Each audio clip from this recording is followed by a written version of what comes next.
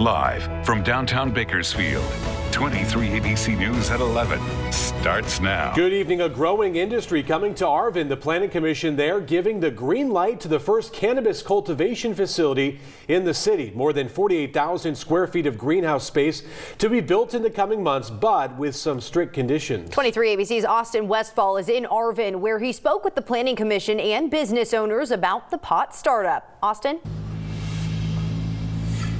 Yeah, Tim and Jess, the facility's owners say that jobs and potentially tax revenues will be brought from the new facility, but that'll come with strings attached. It shows progress.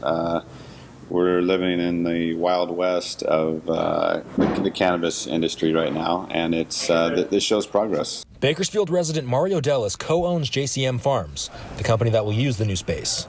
Their operation will be built on what is now a fenced-off dirt lot on Potato Road, an area in Arvin known for agricultural production. It has a bad rap, and because there's certain people that abuse it, just same with alcohol or anything else. No one turned out to oppose the plan at Tuesday's city council meeting.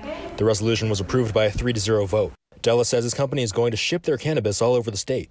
The group that was putting this in was a very qualified, very professional group. Arvin Planning Commission Chairperson Jerry Tinoco was part of the unanimous vote. Anything that's going to bring jobs and revenue to the city is always a good idea, so, I was pretty happy with this opportunity and the investment being made in the community. It is unknown how much revenue will be generated or jobs created, but one thing is certain. The product will not be sold at their facility. Certain regulations, we have to be so many thousands of feet away from the nearest home or school or church, and there will be no sales of cannabis at our property. Yeah, JCM Farms says about 8,000 to 12,000 pounds of marijuana will be produced at that facility every year, and could be open in as soon as 6 months. In Arvin, Austin Westfall, 23 ABC, connecting you. Tonight, CSUB police releasing new information about the suspect they say is responsible for touching a Get bus driver inappropriately while they were on campus. CSUB police releasing this photo taken from a surveillance camera on the bus. The suspect, described as a black male about 20 years old, 5 feet 6 inches tall with a thin build and light to medium complexion. He was last seen wearing a black shirt and shorts. Anyone with information on this suspect is asked to call CSUB police 654-4636. The Kern County coroner has released the identity of the teenager found dead in the Kern River on July 3rd. Officials say 19-year-old Hugo Esquivel of San Bernardino was found dead in the Kern River at the Black Gulch South. The body of 16-year-old Ivan Esquivel of San Bernardino County was pulled from the river on June 25th. A post-mortem examination was performed on Hugo Esquivel, and the cause and manner of death are pending. And the Kern County coroner has identified 22-year-old Alan Aurelio Ramirez of Placentia as the man found in the Kern River July 11th. According to officials, Ramirez's body was found in the Keysville North area near Sandy Flat Beach 7 days after he went missing. A post-mortem examination was performed on Ramirez, and the cause and manner of death are still pending. Bakersfield police searching for a woman is considered at risk. Last seen in central Bakersfield. Police saying 34-year-old Elizabeth Solis last spotted on Oleander Avenue near California Avenue. Solis has brown hair and brown eyes. She was last seen wearing a blue shirt, pink undershirt, black shorts, and black shoes. If you have any information regarding the case, you're asked to call BPD 327-7111. The Kern County Sheriff's Office released a new body camera footage showing one of their deputies opening fire on a man who charged at him with a knife. We do want to warn you, the video may be disturbing for some viewers. Take your hands out of your pocket for me. Reginald, take your hands out of your pocket. Take it out of your...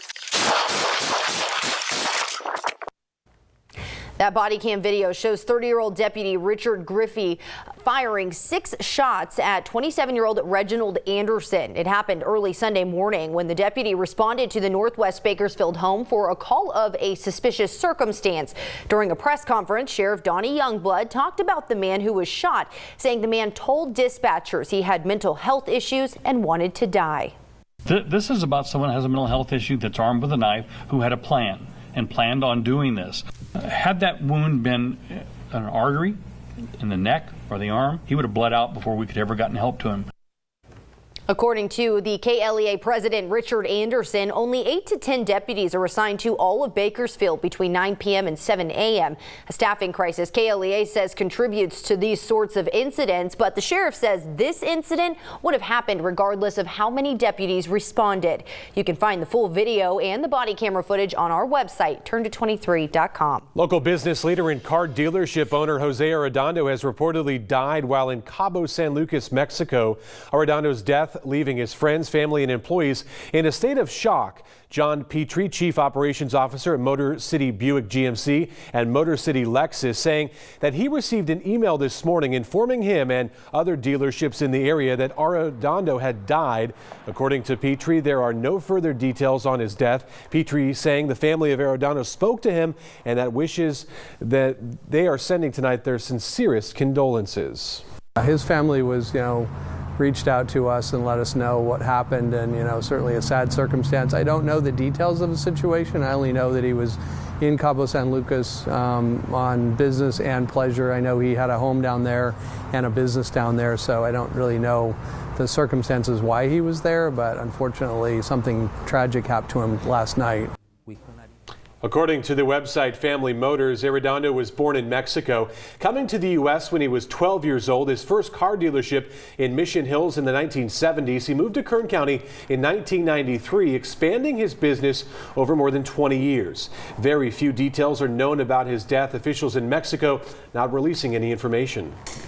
And we continue to track aftershocks from the 2 massive earthquakes that rocked the area near Ridgecrest earlier this month. So just after 1 p.m. this afternoon, the area received a 4.5 magnitude earthquake, and just before 7:30 this evening, there was a 4.4. And we will continue to track these aftershocks within the next several days. But as for temperatures this evening, well, cooler than what we were feeling this time yesterday, and that's the trend we have been seeing across Kern County. So here in the valley, some cities already in the 70s, 60s down in Pine Mountain Club, and still in those low 80s in Ridgecrest. But as we head into your Wednesday, we will be seeing that onshore flow. Winds not quite as strong as what we were feeling today, but I'll let you know what that means for temperatures for the rest of the week coming up next.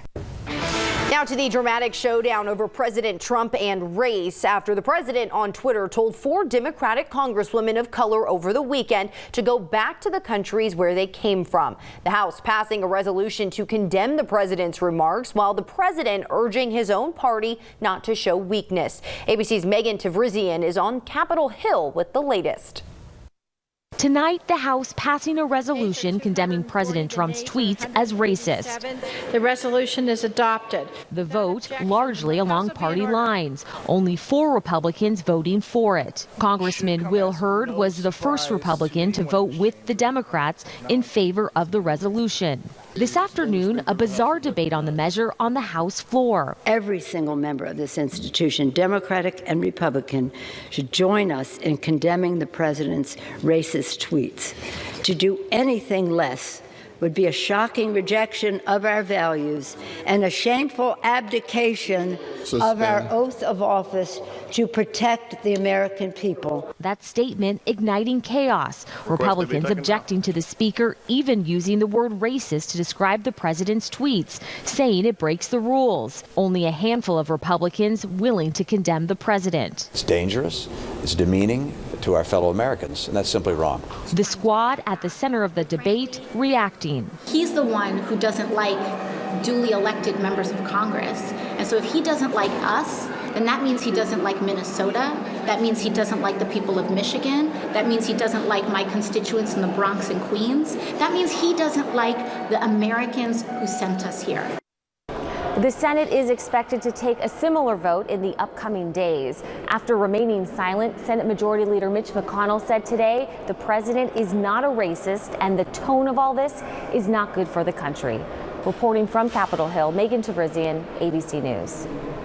Meanwhile, House Minority Leader and Congressman Kevin McCarthy spent his time in Washington tonight on the phone, holding a special teleconference town hall for those affected by the recent earthquakes in Ridgecrest. The town hall held tonight at 6. McCarthy posting about its success tonight on social media, saying votes may have me in D.C. tonight, but home is always on my mind. During the town hall, Congressman McCarthy, joined by local officials, FEMA, the U.S. Geological Survey, and other federal agencies, officials provided the community with updates on efforts being made to repair and rebuild there in Ridgecrest. At last check, more than 80 buildings have been deemed uninhabitable in Ridgecrest as damage assessments are still being made.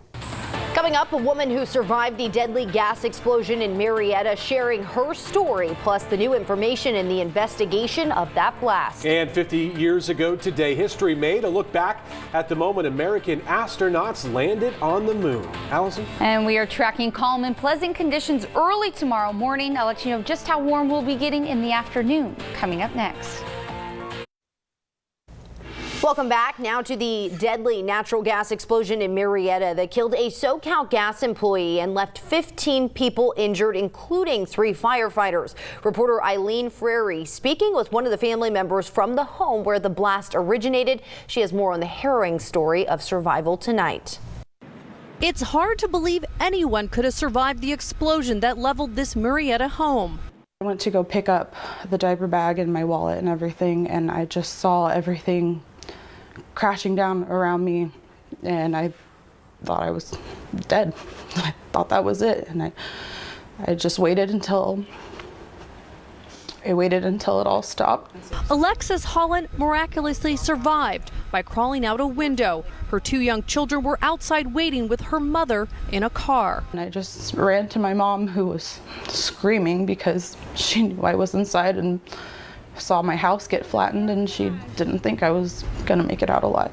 It happened yesterday afternoon after authorities say workers installing solar panels on Holland's home hit a natural gas line. The explosion killed a SoCal Gas employee, identified as 31-year-old Wade Kilpatrick. His mother posted to Facebook her sorrow and loss. Kilpatrick worked for the company for 11 years. His brother is also employed by SoCal Gas. It is an incredible loss for our company. We are a family, a strong family. Horizon Solar did not comment on the explosion that also left 15 others injured, including some of their employees. It really did seem almost like a war zone. The roofing was everywhere. Glass was everywhere. People were running around. A couple of the workers who were bloodied were still trying to walk, and we had to get them to sit because we didn't know what their injuries were. As for Holland, she is grateful she escaped. I'm alive, and that's all that really matters. So my family's okay, so we're okay. Back here at home, and on a much lighter note, a teacher from McFarland is heading to Washington for CSpan's 2019 Educators Conference. McFarland High School teacher Burnaby Butterfield attending one of 2 CSpan Educators Conferences for an immersive experience with CSpan's educational resources. Butterfield, a social studies teacher, I should say, one of 29 educators from across the nation selected to attend the high school conference scheduled for July 25th and 26th. The conference provides educators with the opportunity to explore CSpan's classrooms, free teaching resources. They'll also hear from guest speakers and learn how to search, clip, and share videos from more than 250,000 hours in CSpan's video library. 50 years ago today, Apollo 11 blasted off from Earth. Everyone remembers the moon landing, but how many remember what happened next? ABC's David Muir takes us back to that day. After that dramatic splashdown in the Pacific Ocean, there were celebrations in Mission Control. But what few may remember is what came next. Now the 3 men wearing biological isolation garments entered the mobile quarantine facility. The astronauts were quarantined to protect the planet from any germs they might have brought back from the moon. Neil, Buzz, and Mike. Neil Armstrong, Buzz Aldrin, and Michael Collins greeted by President Richard Nixon. Their 3 faces pressed against the glass. And welcoming you back to Earth. Astronaut Michael Collins would say in an interview years later, all of it might have been for nothing. He said any germs they brought back with them would have escaped the moment they opened that hatch of the Pacific. Command module lands, in the Pacific Ocean, and what do? They open the hatch. You got to open the hatch. All the damn germs come out. They would stay in isolation for 3 weeks.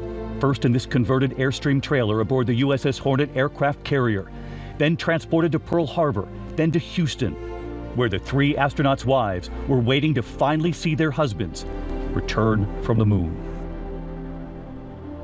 David Muir reporting there. I think what's so cool is tonight on this anniversary, we look up to the skies and a full moon. Yep. Oh my gosh. Fitting, right? It was absolutely beautiful out there. Thankfully, we had clear skies across the county, and today temperatures were thankfully just below seasonal. We had a high of 97 degrees, average 98 for this time of year. But if you can believe it, this time last year, we had a high of 103, and it was actually the 6th day of a 25-day span of temperatures at or above that 100-degree mark. So thankfully, we are below the triple digits today, and that is only going to continue. Thankfully, to some action that we've been tracking in the Pacific Northwest. So that did bring an increase in clouds as well as some fresh air to us here in Central California. And that trend is only going to continue for your Wednesday, as well as on Thursday. We are going to have very mild conditions, and that is going to cause some cooling as we head into your weekend. But winds were the story the past 2 days, and as we head into the overnight hours, those winds are going to be calming down.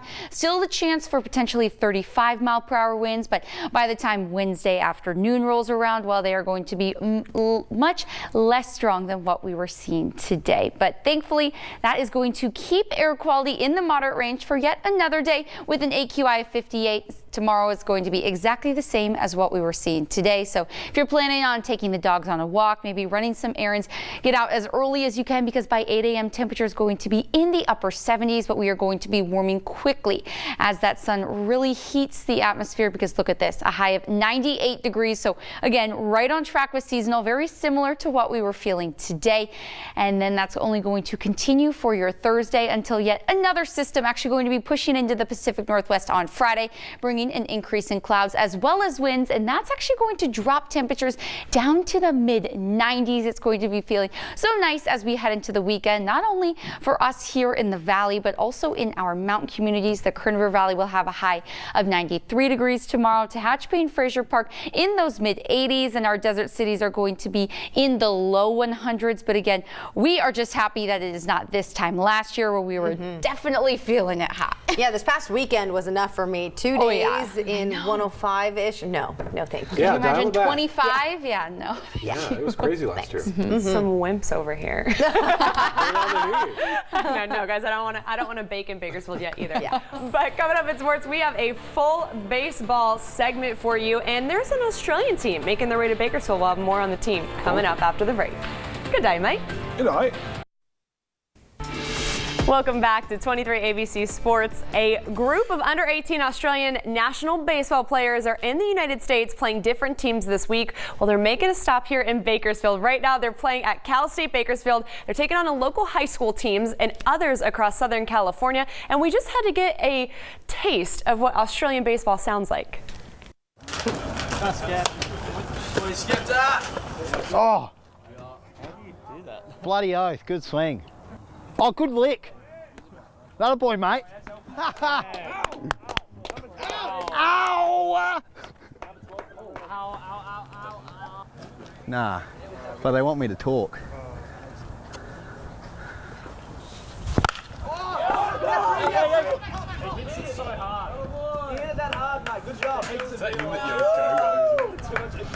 Just a little snippet of what it sounds like, and thanks to Blake for being our voice there. He was having fun, a little bit nervous at the plate there, he told us. Well, the Australian team was taking on another SoCal team tonight over at Hartfield at CSUB. And while this is a great experience for the Australian team, Cal State Bakersfield also reaps the benefits of hosting some international talent. The biggest difference is their accent. That's the biggest. Baseball's baseball wherever you go. It really is. It is cool to get an Australian team out here. You don't get to see them that often, and that's great for them to be able to come out here to the States and do some traveling and see a bunch of different schools. And we actually just signed another one of their old players from last year. Well, to see those benefits being seen, and of course, Cal State Bakersfield will see some Aussies in the future. And the Aussie team will be playing some Bakersfield teams tomorrow, Friday, and Saturday over there at Cal State Bakersfield. So if you need something to do, go watch a game. Well, we like to highlight Bakersfield talent having an impact at the next level, and we featured former Frontier Titan Logan Gillespie, the pitcher in the Brewers farm system, about a month ago. Well, today I got to catch up with Logan to see how his minor league journey has been. And he's currently a right-handed pitcher for Milwaukee's single-A team, the Wisconsin Timber Rattlers, getting to experience the minors following a stint in independent ball, including the Pecos League. And the former catcher turned pitcher talks about that journey to professional ball with the Brewers, and just another Bakersfield player in the Brewers organization, which would include Centennial's Corbin Burns. Senior year, I got drafted 22nd round to the Cardinals as a catcher, but I didn't take it. So after that, I was like, all right, we'll go to JUCO and then see what happens there. Caught my first year at JUCO, pitched my second year, nothing happened. And they had a post-draft tryout at the Blaze Stadium for independent ball. Went there. I guess they liked what they saw, so then that's when I started playing independent ball. Logan just letting us know how much of a grind it is. Well, he made his all-star debut with the Midwest League representing the Timber Rattlers back in June, making the most of his professional opportunity. Well, speaking of Burns, who Gillespie is trying to join in the Brewers roster, he hit the injured list on Monday. He is on the 10-day IL with what the team is calling shoulder irritation. Burns hasn't quite had the season since leaving the bullpen and opening up this season as a starter. Hopefully some recovery time helps him out to get back in order. Well, moving to some MLB action, we go to the top of the ninth for the Dodgers, who are trailing the Phillies by 1. Matt Beatty cranks a 3-run jack. Dodgers go up 8-6, but the Phillies weren't going to lay down. Bottom of the ninth, we're going to see a little action from the plate from the Phillies. A pop fly would have been out number 2, but no one in the Dodgers outfield can see it or grab it. Andrew Knapp scores. It's now 8-7, and the outfield troubles weren't done. Bryce Harper sends this one to center. Center fielder A.J. Pollock can't handle it. The Phillies would bring 2 men around to score and walk it off. Harper and the whole team pumped. Tough way for LA to lose this one. Well, the Giants, they would take on the Rockies in Colorado. We're going to jump to the bottom of the ninth. Colorado, Desmond blast a home run to tie the game at 4. Colorado would take this one into extras. There's a lot of baseball to be played there, but we would continue to add on in the 10th, but they take it by a final score of 8-4. So one team in California getting a win. Sorry, Dodgers. Shame on that. A lot of games in the season. Yeah. More to play. We are looking forward to the weekend down to 95 degrees. Sounds great. great. Tuesday. I know. Tuesday doesn't have a feel. We'll see you Wednesday. Good night.